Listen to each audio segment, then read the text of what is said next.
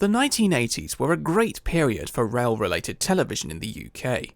The beaching cuts, some of which weren't implemented until the early 1970s, were still fresh in people's minds. New rail events and projects like the Rocket 150 Cavalcade and the APT were making public headlines, so there was still plenty of talk about railways in the press, even though it wasn't all positive, as debate stemmed about privatisation in this era too. The BBC in particular was batting it out of the park with railway content. In 1980, their Bristol division produced the critically acclaimed God's Wonderful Railway and looked set to produce a follow-up had EastEnders not been favoured by Michael Grade. That same year, the Beeb's new series of railway-related travel programmes would set the tone for any such shows that followed, including their own follow-ups.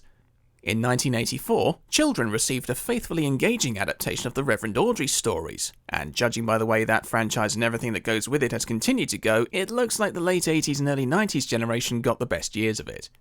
GWR 150 in 1985 resulted in numerous programmes being made, either as standalone pieces or as part of a series.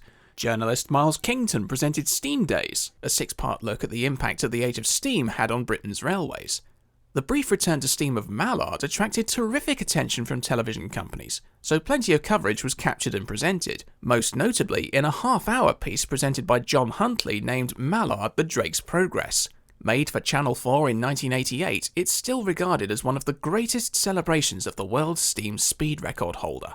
By the mid-80s, VHS players had reached affordable prices, allowing niche direct-to-video documentary companies like Transport Video Publishing to start making regular video magazines like Steam View, the predecessor to their ongoing Steam Video series that somehow is still being produced today. Video 125 began producing simple driver's eye view VHS releases, a trend which hasn't stopped selling since. Telerail, which many believe to be one of the leading direct-to-video railway documentary production companies, was officially established in 1987, going on to produce a terrific catalogue of titles the following decade. The trend of direct-to-video railway content proceeded into the early 1990s, with titles like Ian Allen's Railways Restored series and the legendary Castle video documentaries about numerous locomotives of the Big Four, mostly featuring footage gathered since the late 1980s.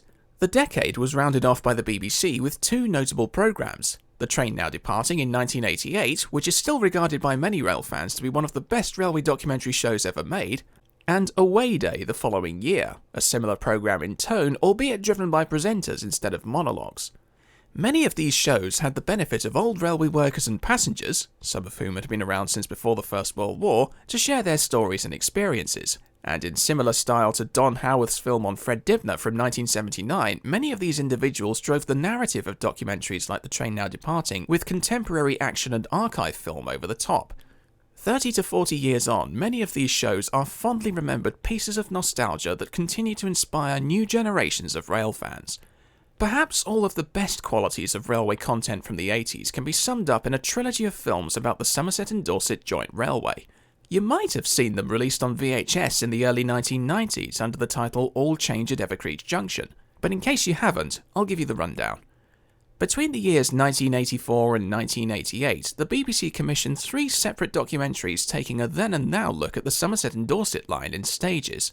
Part 1, Return to Evercreech Junction, was made in 1984 and showed local enthusiast Mike Arlott and former S&D fireman Peter Smith walking the northern section from Bath to Evercreech.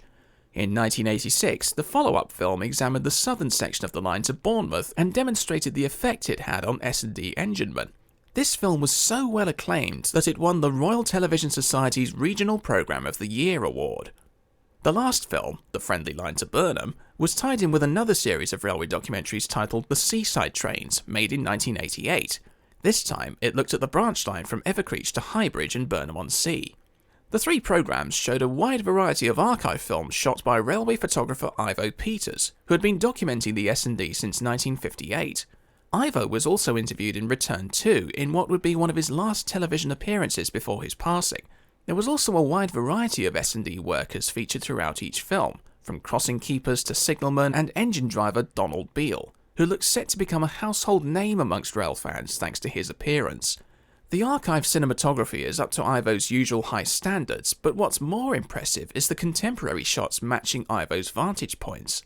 It's only when you're standing in the very same place that you realise just how much has changed, and by this point, it had only changed over the course of 18 to 22 years. Midsummer Norton has been beautifully restored now, but in 1984 it looked like nobody was going to take it on. Going by the cars and visual branding of firms like Sainsbury's and National Express, it's easier to determine these were made in the 80s than, say, God's Wonderful Railway or maybe The Train Now Departing. But the lack of music throughout, except for the bits recycled from John Betjeman's Branch Line Railway of 1963, helps to preserve a sense of periodic anonymity, making the films age a little better than they would otherwise. The first film was written and presented by Mike Arlott, who adds a personal touch to proceedings as he muses over his boyhood memories. Though perhaps not as eloquent as TV presenter Gwyn Richards, who wrote and narrated the following two parts, his enthusiasm does at least come across as genuine.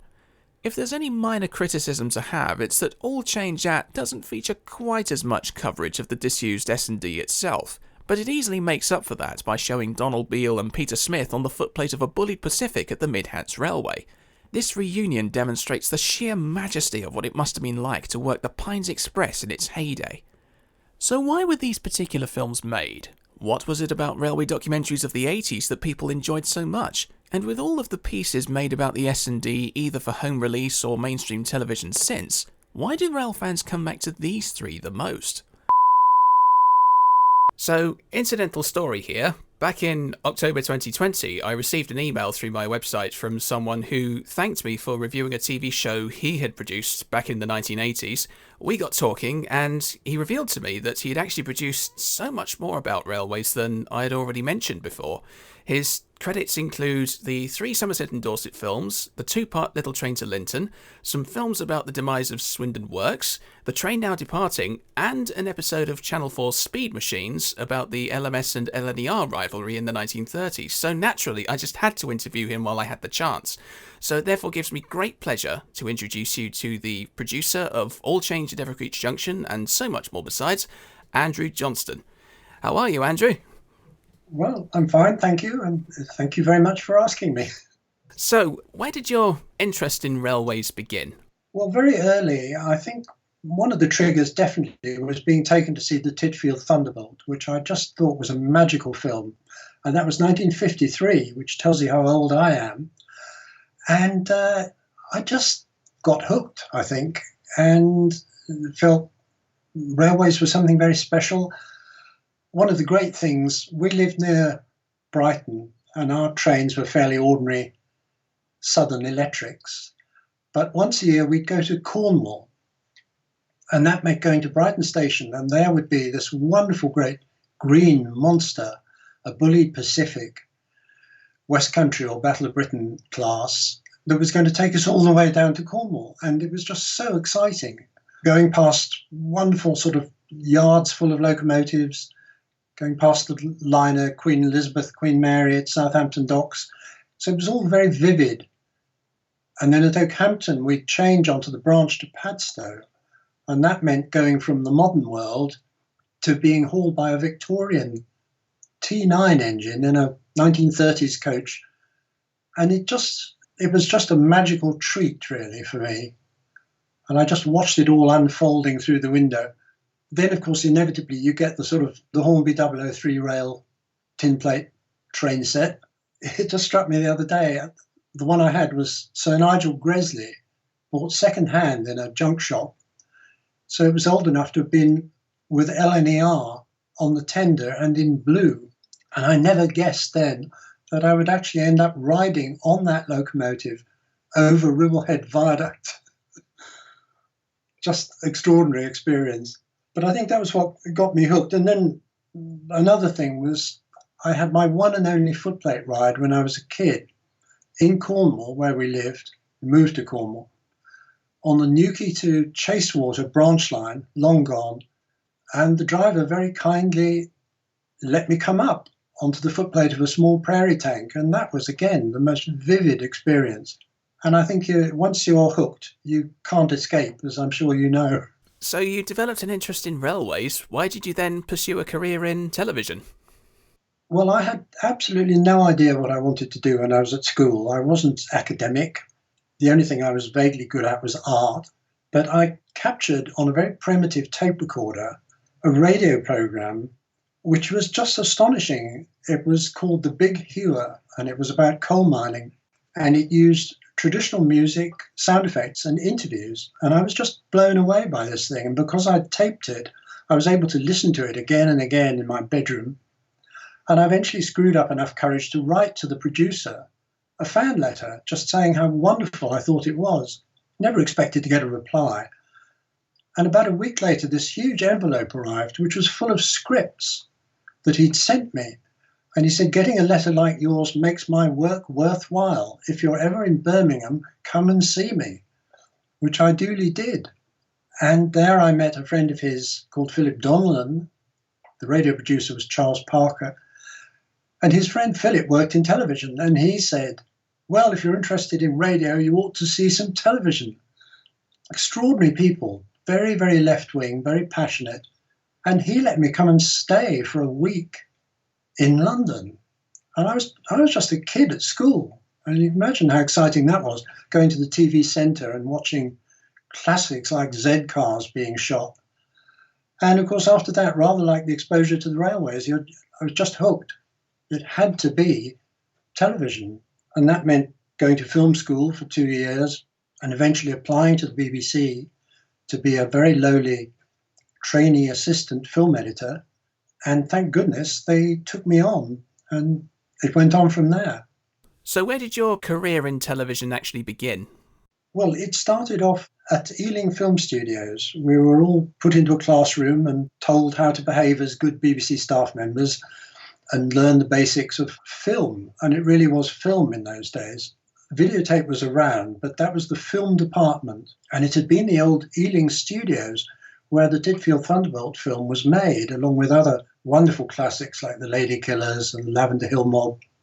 So it was sacred ground, of course. It was quite special to be on the stages, on the sound stages there, and thinking this is where it was all done. And I was in the cutting rooms, originally just winding up trims and getting coffees and things, just being a gopher, as they say. But eventually then you become not a trainee, but a full assistant. And then in the fullness of time, I became an editor, but that meant moving to Bristol. So what was the first railway-related film that you worked on? Well, when I was still at Ealing, I'd worked on a little thing which was a piece by Honegger called Pacific 231, which you might know. And it was just an exercise in putting pictures, archive pictures of steam trains against the music for a music arts program. But my first real sort of experience of cutting anything substantial for railways was after I'd moved to Bristol. Most of the work was just local news, which was fairly ordinary. But somebody realised I liked railways and asked if I would like to cut a film about the high-speed train, which was still fairly new then. And it was a celebration of the high-speed train in music. So a lot of music and a lot of terrific footage by a cameraman that I then came to know very well, Clive North. Really outstanding images. And it was great fun cutting pictures to music, quite a different sort of discipline. And then I managed to persuade my very understanding boss that there was a film to be made about Barry Scrapyard, which I had been fascinated by, I'd visited a few times. And not so far from where I lived in Somerset, there was a haulier called Mike Lawrence, who had carved out a business moving steam engines from Barry. And I got in touch with him to see if he was doing one, and he was, which was a large prairie tank going up to Southport, north of Liverpool. And so I asked whether he would consider letting me make this as a film with Clive shooting it. And bless him, he said yes, provided I could do it for next to no money, which I duly did. So that was my first bit of BBC directing. But I was a film editor doing what they called acting direction. But that was the start, really. Now, BR had closed around a third of its rail network by the early 1980s. Why did you then choose to document the Somerset and Dorset in particular? Well, that came about because as a news film editor, one day I was given a story to cut, and on the tin it said Bath Train Man, which didn't mean much. But again, because I was known to be interested in railways, one of the journalists said, oh, you might like to cut this. And it was a short item about a railway photographer called Ivo Peters, who'd brought out a book celebrating railways And I was also given a tin of film, which was described as amateur footage that he had shot. And I put this up on the editing machine, and I just couldn't believe what I saw because the quality was staggering. And it was infinitely better than the stuff we were shooting. It was filmed in colour, and his great love was the old Somerset and Dorset railway line, which of course was long ripped up by then. But here was this magnificent record, beautifully shot on a tripod, no sound, but very, very good picture quality, showing exactly what that railway was like. And I thought, well, there's got to be a full-length programme here. And I got onto Ivo through the newsroom, and he very kindly invited me to come round to his flat in Royal Crescent, Bath, where he lived in some style, and have a film show of my very own, which was, again, a great treat. And we became good friends. And I went to my boss and said, look, this really has to be a programme. And again, thank goodness, he agreed. And so we were able to make the first of 3 programmes about the Somerset and Dorset. Again, done on a shoestring, very, very small budget, very short filming schedule, terrible weather, which we couldn't do anything about. But the jewel in the crown, of course, was Ivo's film. And it produced a lot of audience reaction. The original programmes were only made for the local areas, so that was BBC West. But it then got repeated on the network. And there were masses of letters, including in the Radio Times, saying, where does this film come from? It's wonderful stuff. Can we see some more? And so I was then given the go-ahead to make a second film about the S&D. First one only went from Bath to Evercreech. So the obvious thing was then to do Evercreech to Bournemouth, but with a bigger budget, and made a better job of it, I think. So you went on to produce All Changed at Evercreech Junction and then The Friendly Lines of Burnham after that. You also made films about the demise of Swindon Works and 2 similar films about the Lincoln and Barnstable. Again, why these subjects in particular? Well, in a way, I got sort of typecast almost as, oh, well, if it's railways, you can do it. So a chap called Andrew Dow had got onto my boss, who was the regional television manager, with the idea of doing something about the Lincoln to Barnstable narrow gauge railway. And at the time, I think it was the 50 years since it closed. It closed in 1935. And he left 2 wonderful albums of photos. And this, I was called up and shown these. Do you think there's a programme here? And I thought, yes, there was. And duly met up with Andrew, who then took me on a sort of jaunt through the route of the old line. And I just fell in love with the landscape. I mean, Linton is the most beautiful part of North Devon. I was then able to go confidently back to my boss and say, well, there definitely is a programme here.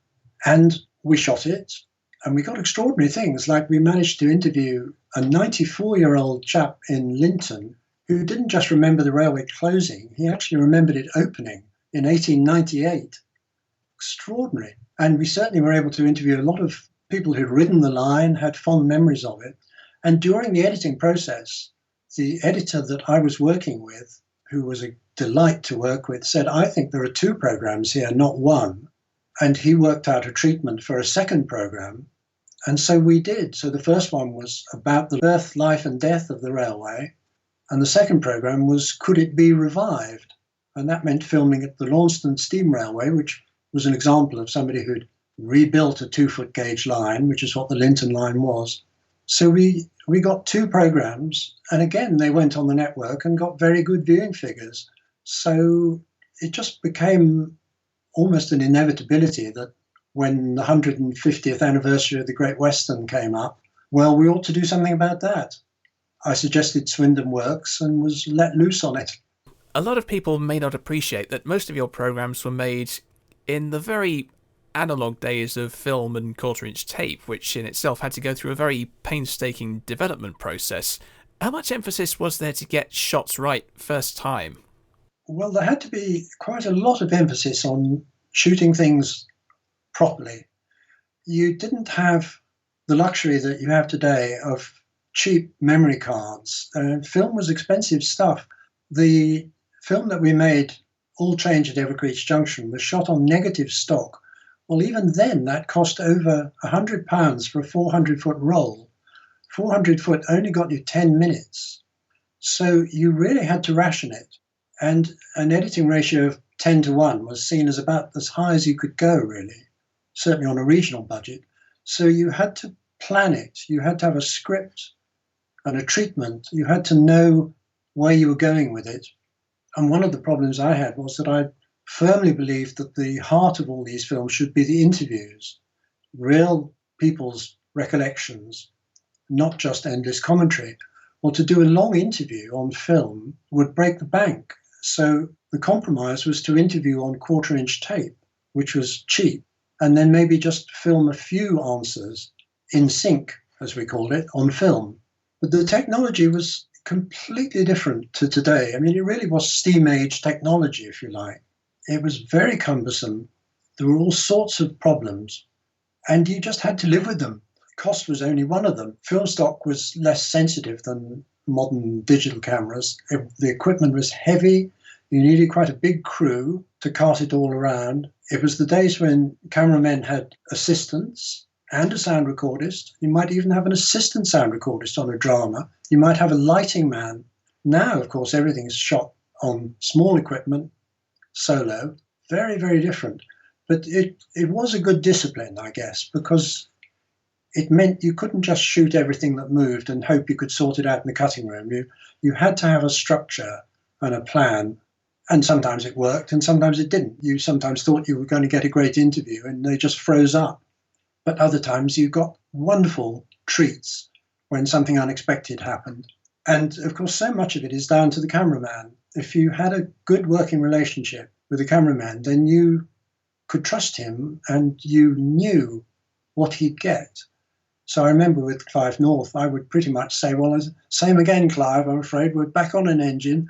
So it's boiler suits and as many close-ups of dripping steam and wafting clouds and so on as you want, because they were all great shots. I mean, he had a wonderful eye.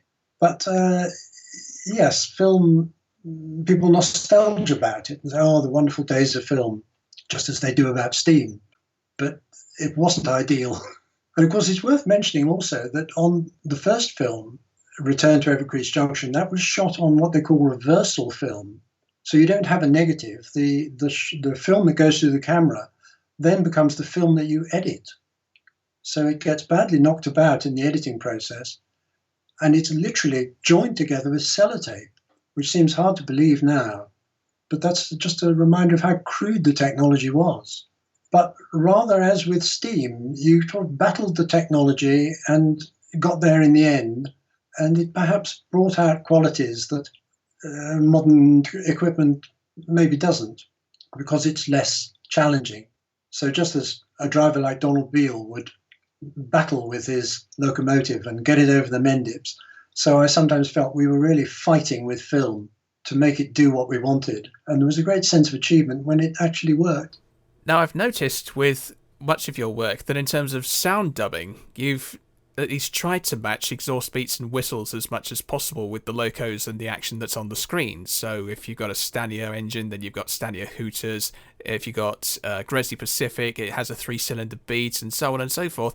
How important would you say it is to get those little details right? I think getting the details right is very important.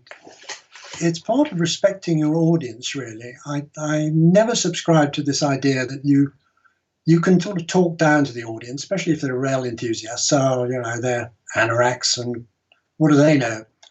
They know a lot, and they're going to spot it if you get it wrong. And it struck me the other day, I was watching a feature film. They'd gone to endless lengths to get the costumes right. The film was set in 1906 in South America, but the train was on the West Highland Line with a BR logo on the tender. And you just can't believe that somebody could be so oblivious to how wrong that was. But any enthusiast in the audience is going to spot it immediately. So with Ivo's films, they were all mute, as we say, shot without sound, on a clockwork camera at roughly silent speed, really. I mean, about 18 frames a second, whereas television ran at 25 frames a second. So you immediately had to adjust the speed, which was a bit random and a bit hit and miss, but we sort of managed it. Then you had to try and match sound effects And certainly if it was a 9F, you knew it was a two-cylinder engine. If it was a Bullied, it was 3 cylinders with a soft exhaust, and you had to try and match that. And getting the beats right to the revolutions of the wheels is never easy, or the puffs off the chimney. But at least we did try. It wasn't spot on by any means. And it's much easier now, of course, with new technology. Again, you can stretch and compress effects.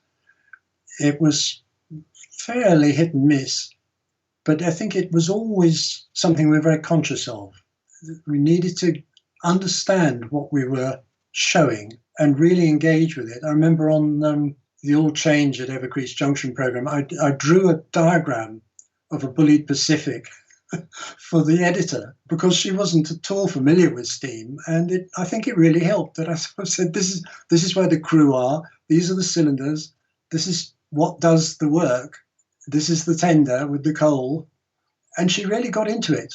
And I think that's it. You can't make programs like that with one hand in your pocket, if you like. You've really got to engage, and of course it helps enormously if you're an enthusiast anyway. Now, you've obviously interviewed a lot of people either involved with or associated with railways in your time. So people like Ivo Peters, Donald Beale, Callum McCrailed, Eric Tonks, Tony Beard, and so on. And many of them seem to pass on within a sort of 10 to 15 year period following their appearance on television.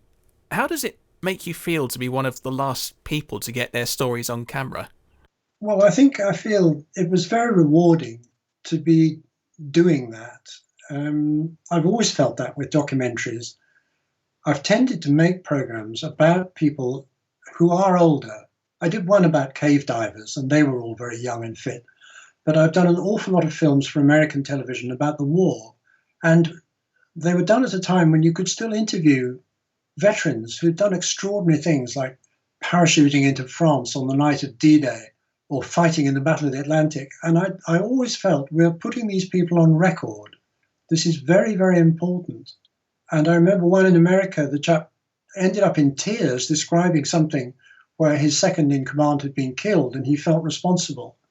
And it was almost like a confessional. And I said, we don't have to go on with this interview. And I remember he gripped the arms of the chair and said, I want to do this.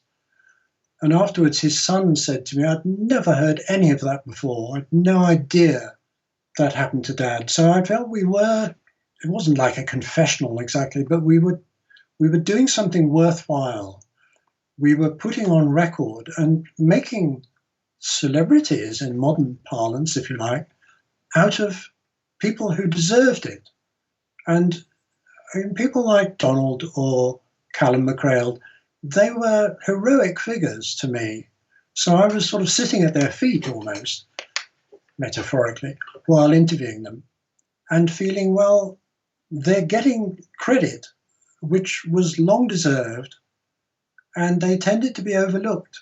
They were just the bloke up the front driving the train, but it was a closed world, the footplate, really. I mean, little boys dreamed of entering it, and I shall be eternally grateful that filming allowed me to enter it a lot. But I think the average passenger probably didn't think very much about the driver and the fireman doing all the work.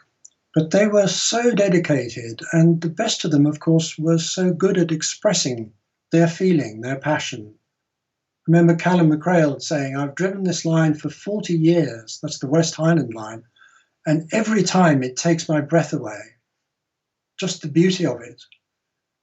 So these were people with real heart and soul, and it's a shame that they've all gone, and I feel I was lucky that I was around at a time when it was possible to capture them before they all passed on. They've all gone to that great sort of engine shed in the sky now, and it's very sad, but at least there they are on film.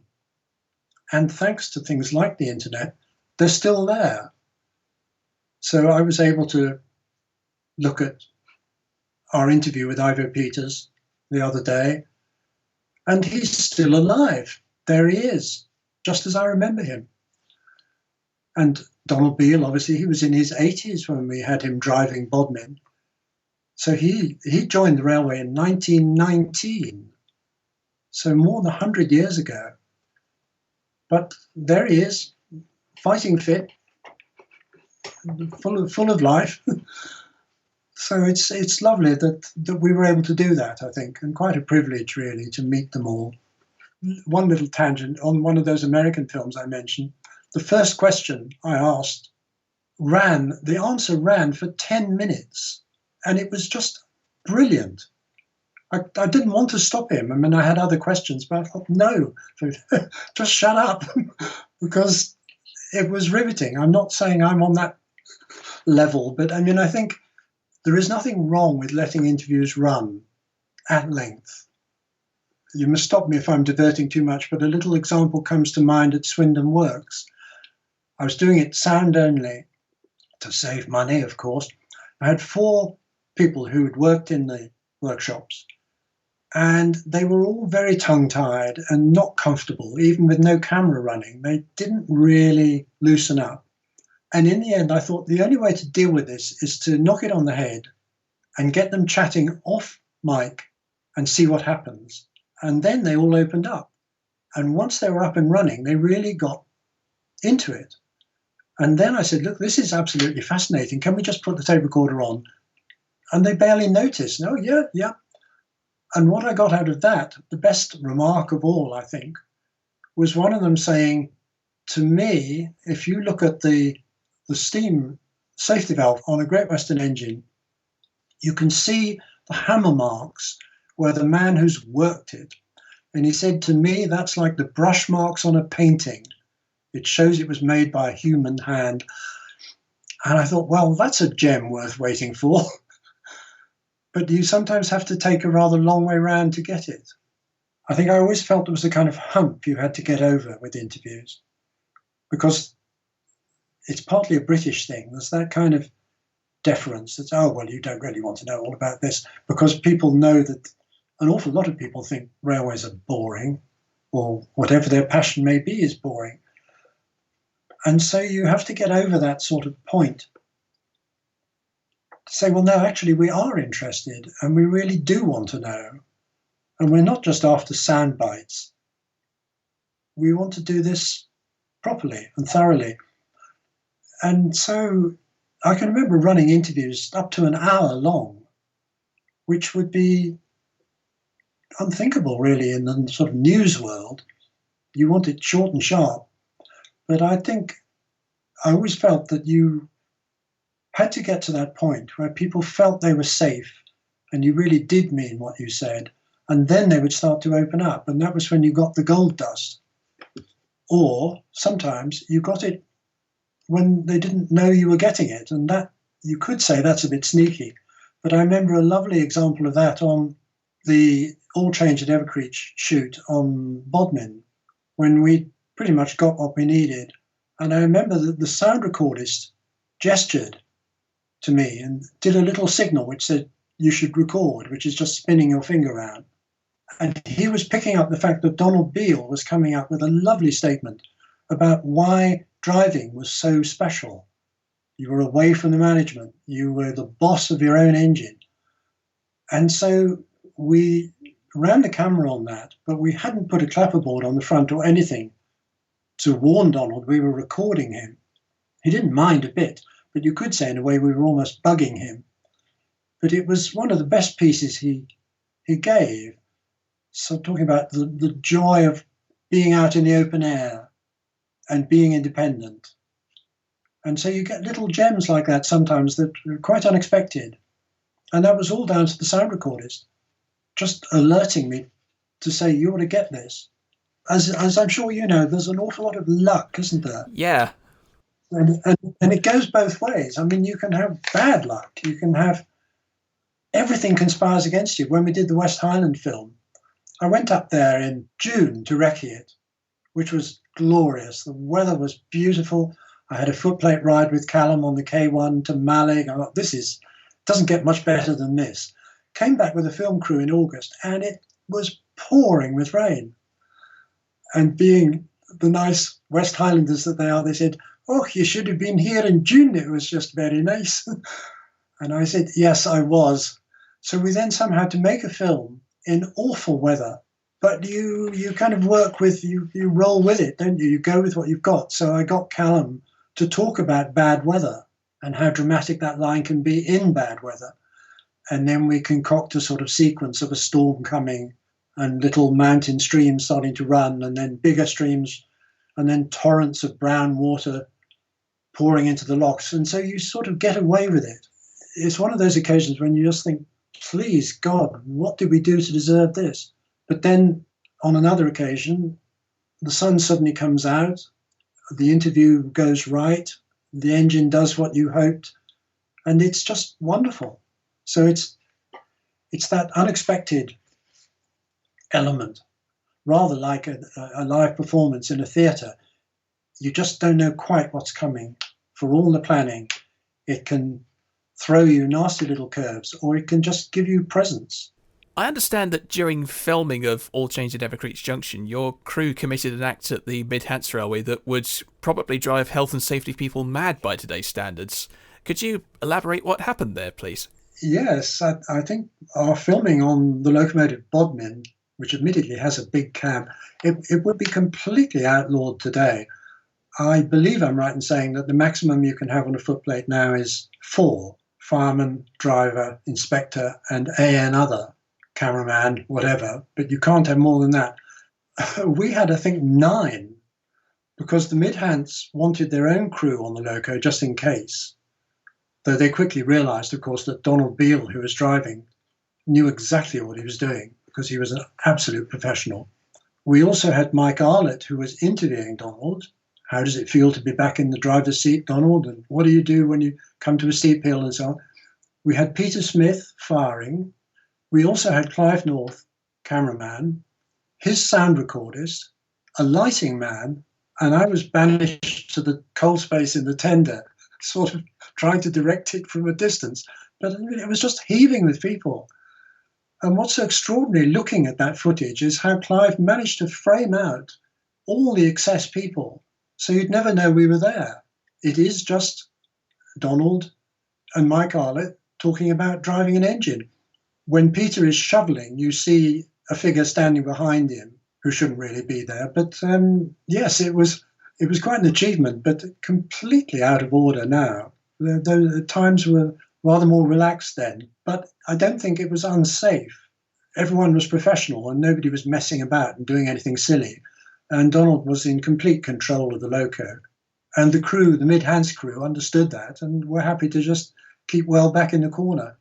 But yes, it was a memorable experience. It's credit really to Clive North, actually, because the shot on that sequence that always sticks in my mind is the one where Clive North is clearly on the tender and his camera is looking right down the barrel of the firehole door, and all you can see is Peter shoveling like he's done it a million times before, and there's nobody else in shot. So I'm guessing that everyone else was clearly squashed against the cab sidewalls, keeping out of frame there. Yes, absolutely.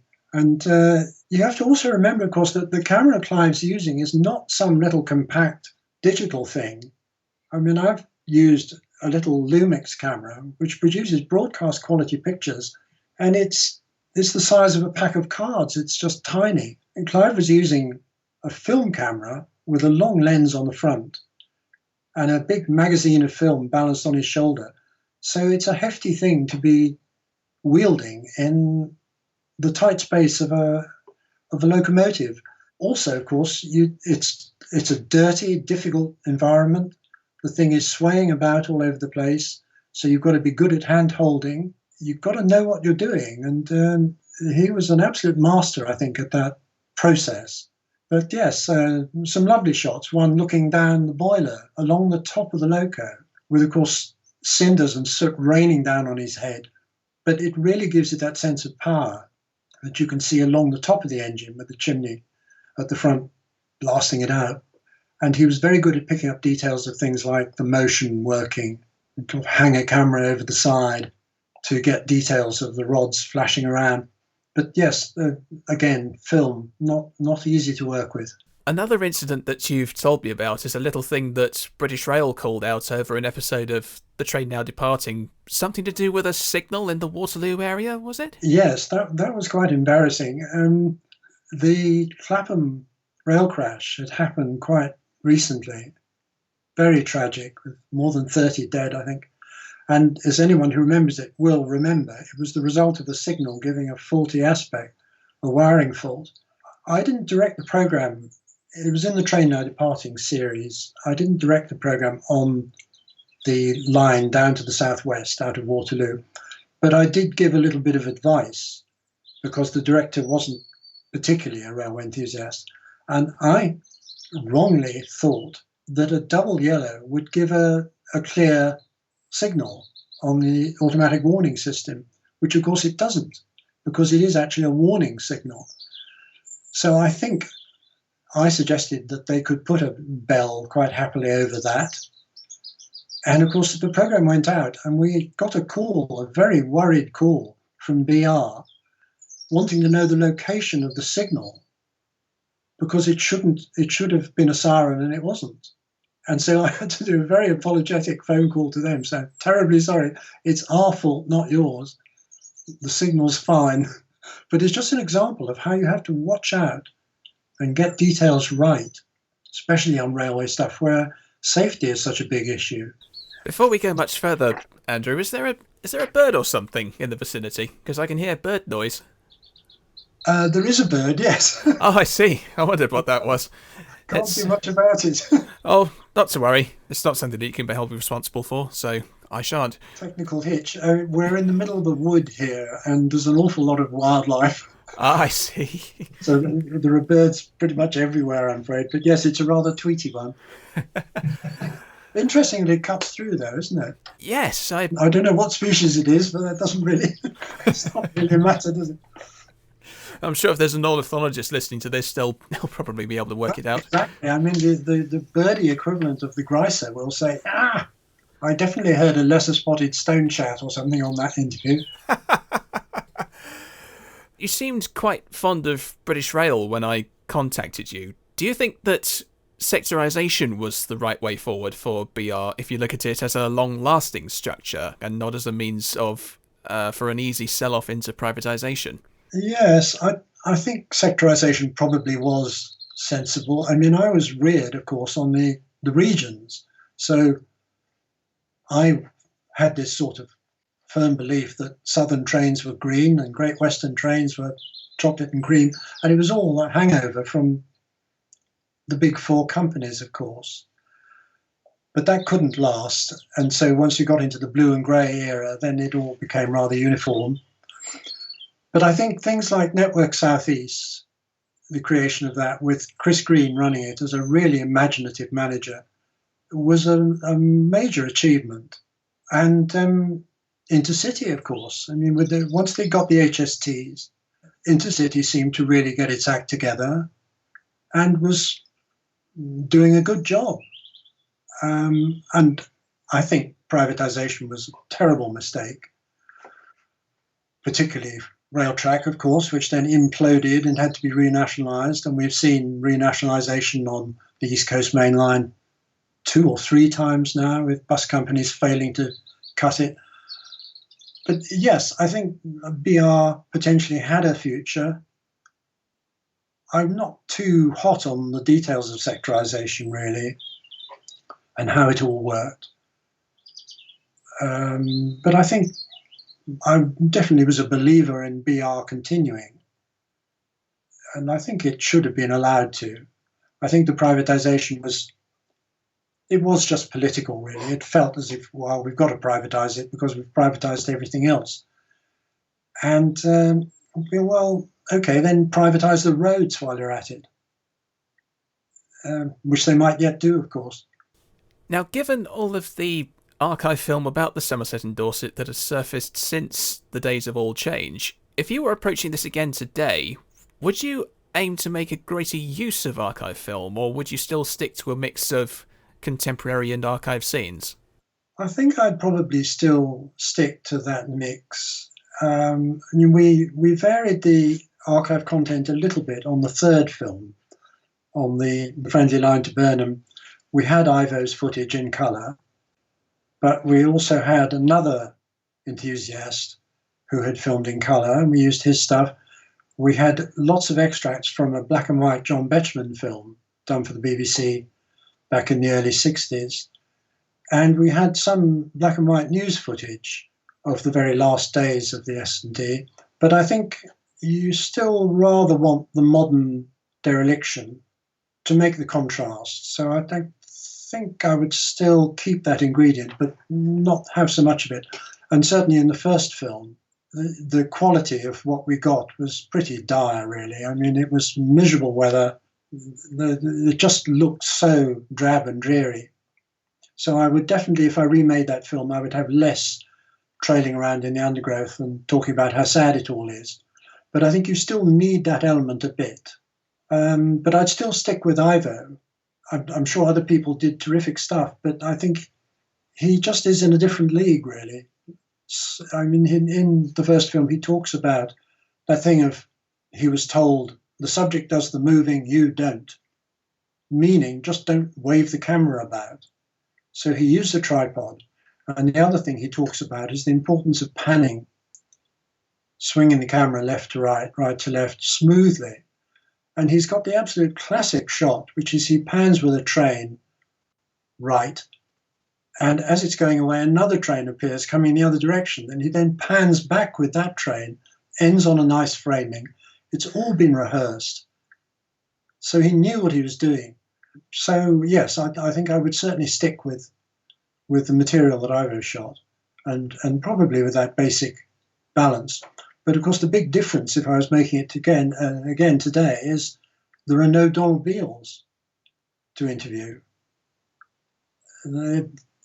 You can't really substitute present-day enthusiasts for the railwaymen themselves. Now, your last television piece on railways, I believe, was an episode of Channel 4's Speed Machines from 2003. How did you land that job? Well, by that stage, I'd left the BBC and I was freelancing and working for a company called Flashback Television in London. And most of the work was for A&E in New York, so we were doing an awful lot of American stuff. But they pitched to Channel 4 the idea of doing machines that were record-breaking. And they went for it, thank goodness. The original proposed title was Speed, which I thought was not a bad title. We were then told by Channel 4, no, people will think it's about drugs, that's no good. So it had to be Speed Machines, which I thought was a rather clunky title. And again, because I was known to love railways, I was asked what contenders would I put up to be record breakers. So I said, well, the Queen Mary liner versus the Normandie is definitely a story. But another one is the pre-war streamliners, the race to the north, which is what I proposed to call the film. But again, the Channel 4 executive said, no, people won't know what that's about. So he came up with the less than overwhelming title, Record-Breaking Steam Trains, which seemed a bit obvious. But anyway, it was a treat to do it. And again, it was a wonderful chance to meet people like Alan Pegler, who, of course, was a legend, having saved Flying Scotsman and the Festiniog Railway. And he didn't have much longer to live, but he was still able to do an interview from his wheelchair, which was great. And I was able to interview people like Chris Green from Virgin, James Sherwood, who had the Venice Orient Express and operated the East Coast. So it was a special film to do. And I don't know if it's going off at a tangent, but it was an interesting example of the use of music. In the early films, I used very little music. I mean, the S&D trio, there's no music at all in the first one, just a fragment in the second one, a bit more in the third one. Now, of course, films have non-stop music from end to end, which I don't think works at all well. I think you must ration it. But in the Speed series, I really did go to town rather and had a 5-minute music sequence, but it was built around interviews. I think 4 different speakers who all evoked beautifully the whole process of lighting up an engine from cold and then running at speed on the main line. And my one experience of that on Sir Nigel Gresley, running into Leeds at 60 miles an hour, I could really understand what they were talking about, when one of them said, the whole thing is moving. It's all alive. You can feel it flexing under your feet. And so the interviews were Brel Hewitt, who is saviour of a number of engines, a former driver, a former signalman, and one of the NRM academic experts, and they all spoke with passion from different perspectives about the process of bringing a machine to life and controlling it, how you work it. And the driver said, you mustn't be afraid of it because it'll master you if you are. You've got to be master of it. And if you are, there's nothing nicer, he said. So it was a nice note to go out on, really. That was my last film for television. And it was a great pleasure to make it. Are there any particular highlights from making any of your films that you look back on with great fondness? Well, I think apart from footplate rides, which were very memorable, it was meeting some extraordinary people, particularly the drivers. But I suppose one that really stands out for me is my hero, Di Woodham, who, for anyone who doesn't know, was a scrap man in South Wales who, for some mysterious reason, decided that he wasn't going to cut up more than 200 steam engines that he'd bought for scrap. And they sat in long rows for years, decades, rusting in the sea air. And I remember going to Barry and wandering around thinking what an extraordinary place it was, and presumably they'd all be cut up soon, and how very sad it was. And when I came to do the Train Now Departing series, I actually got to meet him, and we did an interview in front of a 9F. And it was just very special because that one man really is responsible for the preservation movement as we know it today. Had he not saved those engines, where would the preserved railways be? I mean, a line like the Mid-Hants, what would they be running? The odd austerity tank. It's just astonishing what he contributed. And it's good that he ended up being recognised and mentioned in Parliament, and I think became quite a local hero in Barry. But he was a remarkable man who had run away to sea as a kid, I think he fought in Abyssinia as a mercenary possibly, I might be wrong, and then started this scrap business with his brother, salvaging bits of old rope and stuff, and somehow got into scrapping steam engines and broke up quite a lot of them, but then stopped. And you could never get out of him exactly why. He just said it was a reserve of work which was there if needed because he was too busy breaking up mineral wagons to deal with it. And of course, they were much easier to break up because they didn't involve non-ferrous metal and asbestos and so on. So when we filmed at Barry, we were just surrounded by wagons being hacked to pieces. And there were these magnificent steam engines slowly deteriorating. And of course, now they're all preserved. And you can go and see them and ride behind them.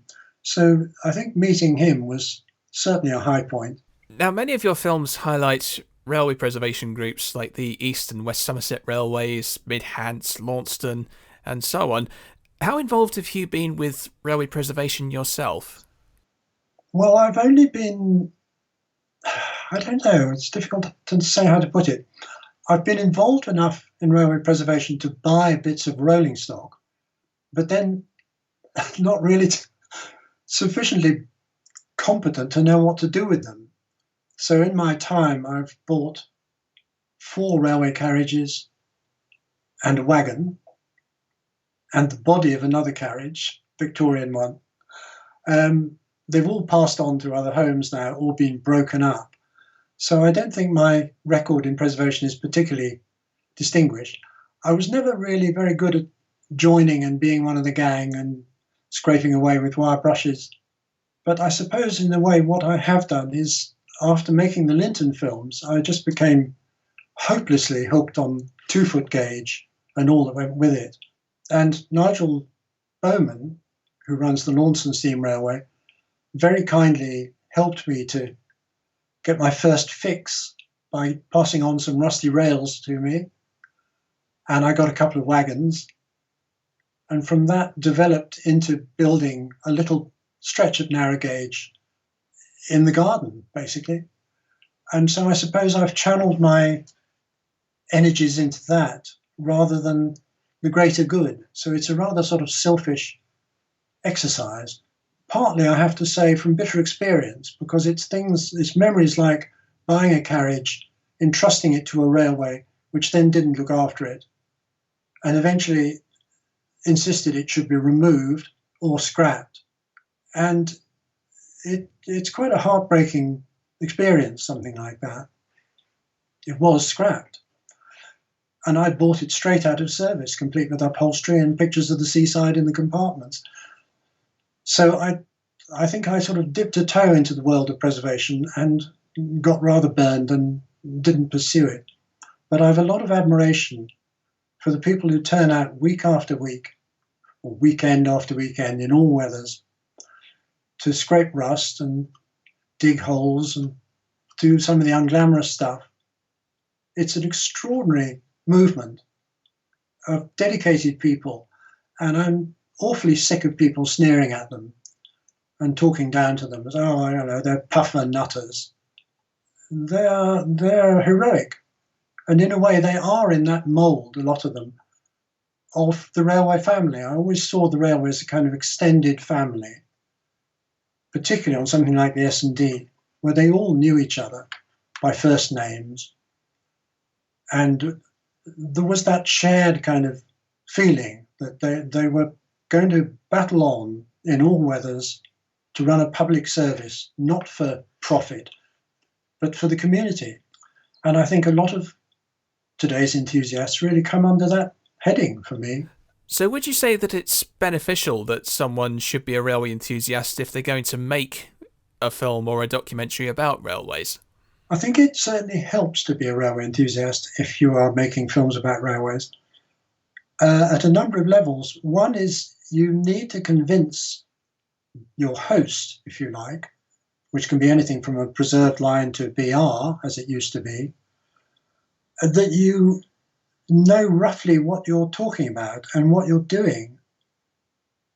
That preferably you've done a bit of personal trackside safety awareness so that you can understand that you don't walk on certain bits of hardware like point rodding, and don't fall over signal cables, and don't slip on sleepers and things. So there's that element that you've got to convince whoever's going to allow you to get up close and personal with railways, which are dangerous things, that you're not going to mess about. When you start to interview, if you ask dumb questions, anybody who knows railways will see through you in a second. So if you ask what sort of engine the Brighton Bell had on the front or something, and you don't know that it was an electric multiple unit, you just look very stupid. So I think it helps. And also, of course, the passion comes across. And it isn't just a case of coming up with appropriate little lines. Oh, yes, that was an A4 Pacific, wasn't it, or something. But it is handy to know that a Stania had a hooter, not a whistle, and that Bulleid's had 3 cylinders and chain drive and all that sort of thing. And I think you need to convey that, particularly if you're going to do long interviews. It's not railways, but I was very struck by interviewing a fighter pilot in America on Mustangs. And he said he did an interview where the first question was, so how many of you were there in that airplane? And he said, I said to the lady, baby, if you don't know that it was a single-seat fighter, there's no point in going on with this interview. And he pulled the plugs on it. So I think you've got to do your homework. And if it's your passion anyway, that comes easily because you've got your Ian Allen combined volume and you've read the Railway magazine and you've got all the books that tell you who Brunel was and why he was special. So that if you want to go into Swindon Works, you can at least come up with some reasonably intelligent comments. So yes, I would say it certainly pays to care about your subject when you're making a documentary. And I suppose to enlarge on that a bit, there are things I've made films about that I know nothing about, like cave diving, for instance, or history of the Scottish clans. But I think you've got to engage with it. You've got to find out about it. and then you become interested. And I don't like television programs where you feel the presenter has just been parachuted in to sound enthusiastic, but with a sort of glazed feeling that they don't really know the subject they're talking about. From what I can see, rather criminally I feel, apart from The Train Now Departing occasionally popping up on iPlayer, the BBC, or anybody really, haven't released any of your works on DVD or digital download. How do you feel about them not being released on updated forms of home media? Well, I suppose I feel fairly resigned to the idea that they're ancient programs. I mean, for a start, the format is not widescreen. They're the original TV format, which has to have black borders down the edges now and looks rather odd. It's a shame, I think, that they haven't put them out on DVD. There were all the S&D films came out on VHS, and the 3 Train Departings that I did, along with 3 others that I didn't direct, were put out. And it's very nice that they're on the iPlayer. I mean, I'm delighted by that, particularly the one about Callum McCrail, because again, he was one of my absolute heroes, and his very early death was tragic. So he was the star of that film, carried the whole thing. I remember that Anthony Smith, who was a wonderful narrator on that series, saying, you give me nothing to do on this film. And it was because Callum was such a good speaker that he didn't need commentary. So I'm very pleased that that film is up on the iPlayer. But you always used to be that television was throwaway stuff, throwaway entertainment. And so I'm just astonished now, looking on YouTube and on sites like yours, to find that these programs are still living, still remembered. And it's just lovely seeing the comments with people saying, oh, that's how programs used to be. And, oh, that was when we liked watching the BBC. And wonderful comments like yours saying I was 7 years old. It certainly makes me feel my age. But yes, it's a shame that more of them perhaps aren't available to buy. But I don't feel wistful about it. There are bound to be rail fans watching this or listening to this who are thinking of taking up filmmaking either for a hobby or a career. What's the best bit of advice that you can provide to those people? I think the most important bit of advice to any aspiring filmmaker, if you like, we still use the word film, which is rather strange in the digital age, is that you've got to really mean it. It's no good thinking of it as a sort of hobby that you can toy with. If you really want to make a career of it, it is rather like going on the stage, where they have that tradition of the show must go on. It is a very hard discipline, and you've got to be committed. I'm not saying by that the next generation is not committed. People clearly are, and it's fascinating how the new technology has made it possible for people to do this stuff in their bedrooms. In my day, you had to work for a broadcaster, really. You didn't have the camera gear, you didn't have the editing gear. It was all massive, clunky stuff, very physical. Now, you can do it on a laptop pretty well. But I think you've got to have this. What doesn't change is the commitment, the vocation, if you like, and the ability to see a story and to tell it. It's no good just going in and shooting whatever you happen to come across.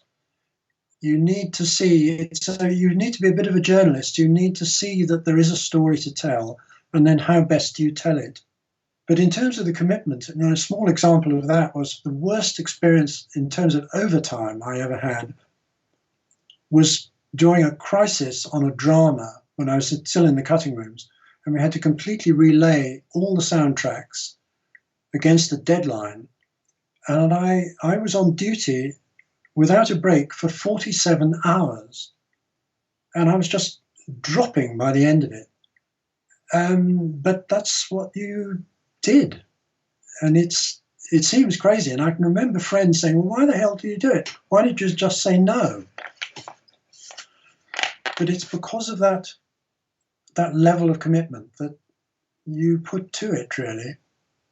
And I do think it's an important ingredient.